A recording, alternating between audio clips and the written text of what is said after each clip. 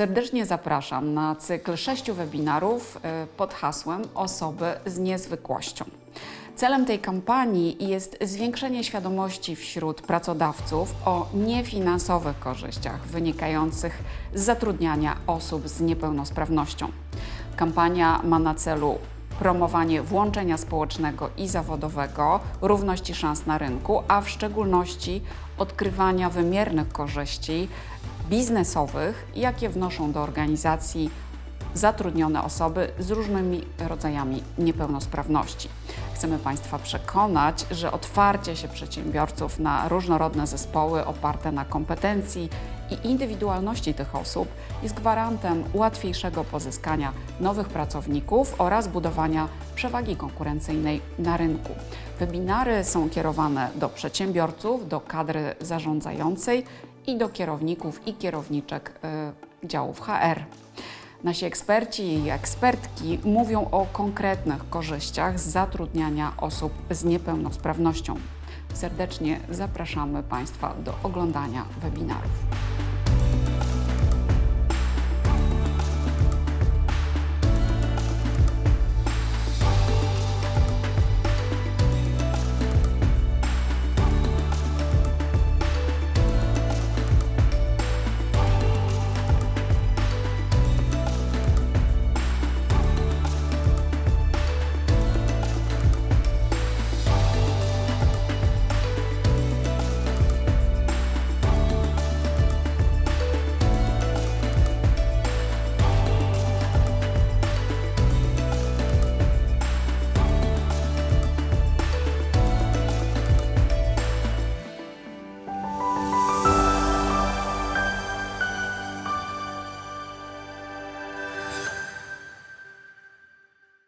Witam Państwa na pierwszym z cyklu spotkań pod tytułem Osoby z niezwykłością. Hi everyone, my name is Aleksandra Karasińska. I'm a journalist, writer and expert on DEI. And with me today is Matthias Herd, General Manager at Hilton. Welcome, Matthias. Thank you very much for having me. Thank you for your time and your expertise. So first of all, tell us about your work in Hilton and why in your company, in your business, the core values of respect, integrity, teamwork, passion, and ownership are so important for your business and company. All right. Now, I am working with Hilton now for 17 years. I am in charge of the Hilton Warsaw City now for 3 years. Really enjoy my time here in Poland. I'm glad to be part of this project as well. Now, when it comes to values, especially for myself as well as for my company, we also have to talk about the purpose, because Hilton is a very purpose-driven company, and it starts with a vision. The vision of our founder, actually, Konrad Hilton, is that our why we are existing, why we are actually getting out of bed every morning, is to spread the light and warmth of hospitality. So that's a nice sentence, right? So to believe in, we also have to feel, obviously, how we're going to do that. So the how is then coming to life in our values, in our commitments, in our we call it the promises. And the promises we have are to our customers.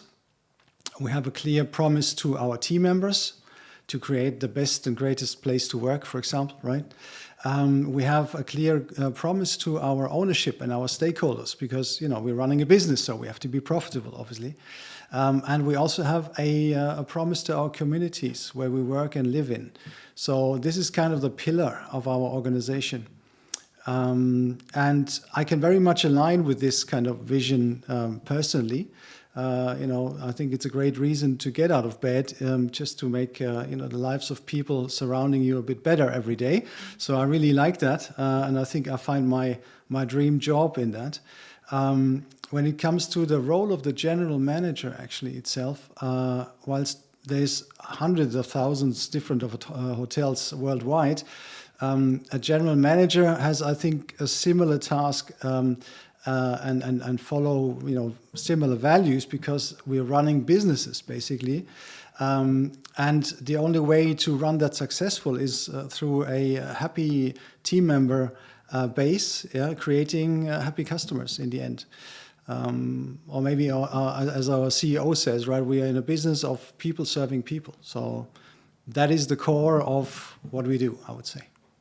Matthias, there's this saying, your brand is so much more than what you sell. Do you agree? And tell us, what is your idea of the love brand? Why it's important to invest in a brand?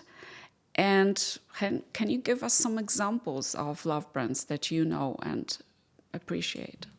Yeah, that's a good one. I think in your question is a very important word, and that's love, right? So, and love is all about emotions, and that also reflects then on the brand that you love. You want to have an emotional connection to it, rather than just a product that you buy. So in our case, we're not just in the business of selling an overnight solution for you in some place, right? We want to make sure that you keep that in memory, that you have an emotional connection to it, you have a nice story to tell when you come home, and so forth. So this is something very important, that we find that emotional bond with the customer. Other examples is a good question as well. I mean, I'm carrying an iPhone with me. And I'm sure there's other solutions as well out there than Apple, but I think Apple is a very good example of a love brand, where they're also not just selling great technology, but their idea is to empower people to have a better life, right? So this is here again the emotional part, which I think the people appreciate about the brand, even though it might be even more expensive than other options out there. So yeah, that's how I would say. It's all about the emotion. You were talking about the purpose and the mission and the business. Can you tell me more about how to create a work culture that is really great, that is really open, and you have, as in hospitality, people from very different backgrounds coming to your hotel, but also people who work there. So how to create a work culture that is good for people, for example, with disability or neurodiverse people? Right. For us, it's very important that we create a great place to work for all. And that means all generations, all genders, and all kinds of people with abilities. And how we practically do that, because it's not easy to get there, to get that culture into the workforce, because people, have biases. They not willingly adopting change at times. So you have to address it in two ways. First of all, you need a leadership team that is behind the idea, right? So that is really open and ready to make that change. And also to change work processes or the environment to make that happen. And the second is that you obviously need to also coach the team with, getting people into the workforce that might have different abilities and different requirements. In practical, we do that with internships, for example. So we do trials, right? We open up for a 3 months period of time for somebody, just to see if we can connect to the person and make them as part of our workforce and make it happen for all parties, right? Can you tell us more about the brand perception, how to create a great perception? And I'm also thinking about the younger demographics that are totally different.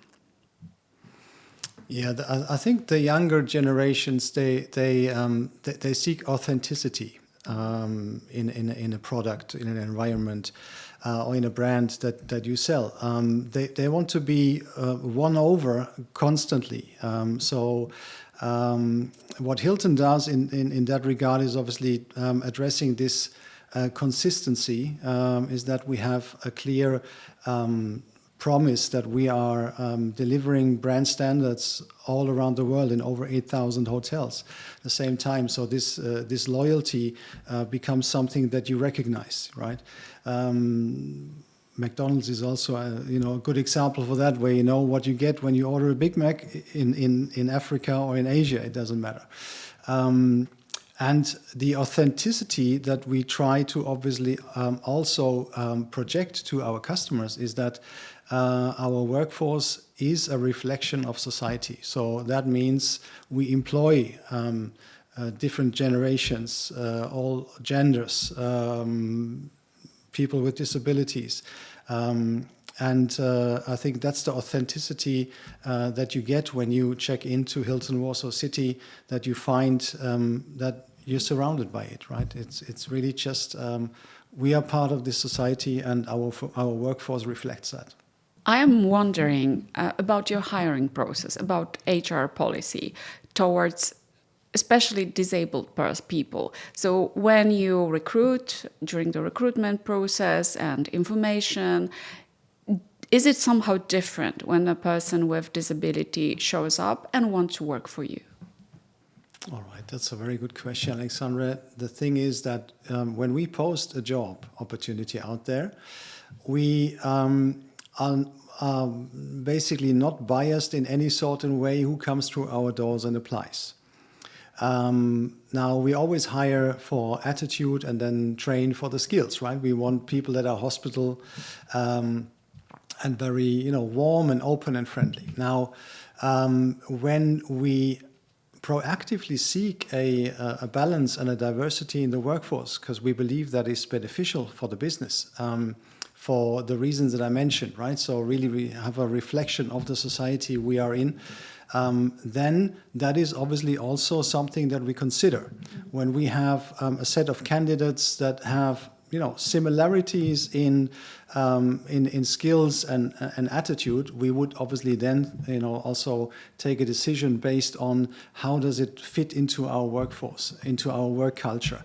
Now I have to say from experience, it is very seldom that people with disabilities are applying because they might have a self-conscious issue, or they don't feel this is for me and so forth, right? So that's why we actually proactively going into this area of recruitment with the support of local associations and foundations that are having the same kind of interest to bring people with disabilities into jobs.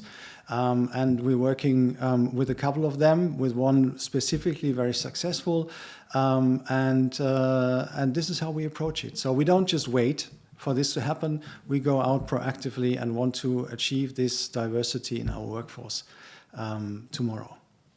So you really are stepping up forward, and you do additional effort to look actively for people with disabilities. Yes, that's right. So we have made some successes by cooperating with foundations such as the Avalon Foundation, for example. We had a couple of short-term engagements and trials with team members who were interested in jobs, and some of them are now on contract and working for us every day. With a big success, and also with a big impact on the culture and the atmosphere for the rest of the workforce. Because many people, even though they don't have disabilities, have relatives or people in the family that actually do have, and so they really appreciate that we are having a focus and a clear activity to get those people into the workforce and to make them part of our daily life. Matthias, tell me about your CSR policy, how it impacts your brand perception.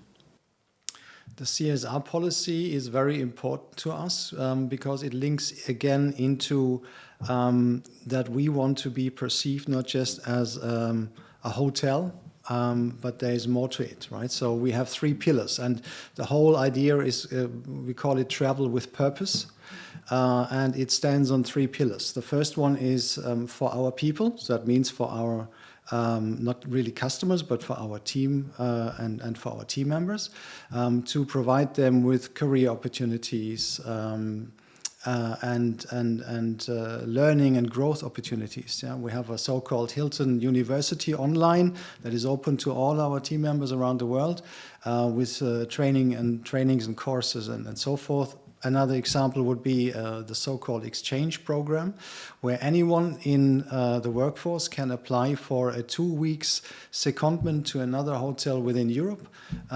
We had people going to Hilton in Barcelona, to the Waldorf Astoria in Versailles, and so forth. And obviously, we're also receiving a lot of people into Warsaw with different cultures and so forth. So that's one. Then it's about our hotels, obviously, and there it's all about more environmental driven, I would call it, right? So it's we want to be very focused on energy saving initiatives, investing in machinery that is up to date, that consumes less, and so forth. Educating our customers when they are with us in the rooms, maybe not to use 3 towels a day, and so forth. And it also is about saving water, saving food waste, actually. We're working with AI driven tools in the meantime that basically detect the areas where we are wasting too much food after breakfast buffets and so forth, and we, you know, it is photographing, taking pictures of our waste bins, and then after some time tells us in a report, you know, what we are overusing and we can reduce and so forth. So all these activities and is around this hotel ESG or CSR activity, and the communities is the third one, where it is about volunteering, right? We want to, as said earlier as well, we want to impact not only our customers and our team members, but also the people in the communities we are living in. And so we go out and volunteer and do some, you know, social work, being in a hospital, or we invite people from the orphanage for a hotel tour and have a cinema event together and these kind of things. So that is the core of our, I would say, CSR activity. So lastly, but also important question, how can a company successfully communicate its social activities both to customers and to their business partners? Yeah, great question. These days, obviously, a lot is online, right? So a lot of social activities that we have to be very visible and verbal when it comes to LinkedIn posts, when it comes to Instagram, Facebook, and the likes. So we are very vocal about that when it comes to our actions. But not only, we are also very much into the interpersonal connection. So whenever we are selling a product or a conference, for example, we are also talking about our CSR activities, right? The environmental impact that we try to achieve and bring that across. So in many ways, we have to talk about this to you know, be recognized for what we do.